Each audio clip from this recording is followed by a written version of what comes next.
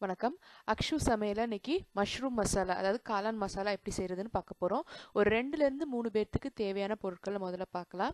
250 gram mushroom, 2 medium size வெங்காயம், 2 medium size தக்காளி, 3 பெரிய பல்லு பூண்டு, 1 இன்ச் சைஸ்ல ஒரு துண்டு இஞ்சி, 1/2 டீஸ்பூன் முழு சோம்பு அதாவது பெருஞ்சீரகம், 4 பெரிய ஏலக்காய், 6 கிராம்பு, 4-5 துண்டு பட்டை, 1/2 டீஸ்பூன் மிளகாய் பொடி, 1 teaspoon மல்லிப்பொடி, 1/4 teaspoon ஜீரகப்பொடி, 1/4 teaspoon garam masala பொடி, கொஞ்சம் பொடியா நறுக்குன கொத்தமல்லி இலை, 3/4 டீஸ்பூன் உப்பு.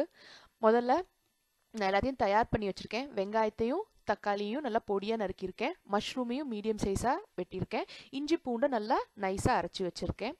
அடுத்து ஒரு பேனில் ஒரு 2 டேபிள் ஸ்பூன் எண்ணெய் சேர்த்து அது நல்லா காஞ்சதுக்கப்புறம் பட்டை, கிராம்பு, ஏலக்காய், சோம்பு இதெல்லாம் போட்டு அது நல்லா பொரிஞ்சதுக்கு அப்புறமா நம்ம வெட்டி வச்சிருந்த 2 மீடியம் சைஸ் வெங்காயத்தை சேர்த்து ஒரு 2 நிமிஷம் நல்லா வதக்கிக்கோங்க. அது கொஞ்சம் சாஃப்ட் ஆகி லேசாக பொன்னிறம் இந்த மாதிரி வரணும். அதுக்கப்புறம் அரைச்சி வச்சிருக்கிற இஞ்சி பூண்டு விழுதையும் சேர்த்து அந்த பச்சை வாசனை போய் நல்லா எண்ணெய் தெளிஞ்சு வர்ற வரைக்கும் வதக்கிட்டு அப்புறமா 2 மீடியம் சைஸ் தக்காளி நறுக்கி வச்சிருந்தோம்லே அதையும் சேர்த்து இந்த தக்காளி நல்லா சாஃப்ட் ஆகி அதில் இருக்கிற ஈரம்லாம் வத்தி மறுபடியும் எண்ணெய் தெளிஞ்சு வர்ற மாதிரி நம்ம வதக்கிக்கணும். கிட்டத்தட்ட ஒரு 2-2.5 நிமிஷம் பிடிக்கும். இந்த மாதிரி நல்லா தக்காளி மசிஞ்சதுக்கு அப்புறமா அந்த எண்ணெய் தெளிஞ்சு வரும்போது இந்த மசாலா பொடியெல்லாம் சேர்த்து ஒரு 5-10 செகண்ட் வதக்கிக்கோங்க. மசாலா கரிஞ்சிடாம உடனே நம்ம வெட்டி வச்சிருந்த மஷ்ரூமையும் சேர்த்துக்கணும். உங்களுக்கு விருப்பப்பட்ட மாதிரி மஷ்ரூமை வெட்டிக்கலாம். ரொம்ப சின்னதாக வேணும்னா சின்னதாக வெட்டலாம். கொஞ்சம் பெரிய துண்டாக வேணும்னா பெருசாக வெட்டிக்கோங்க. நான் கொஞ்சம் மீடியமாக இன்னைக்கு வெட்டியிருக்கேன்.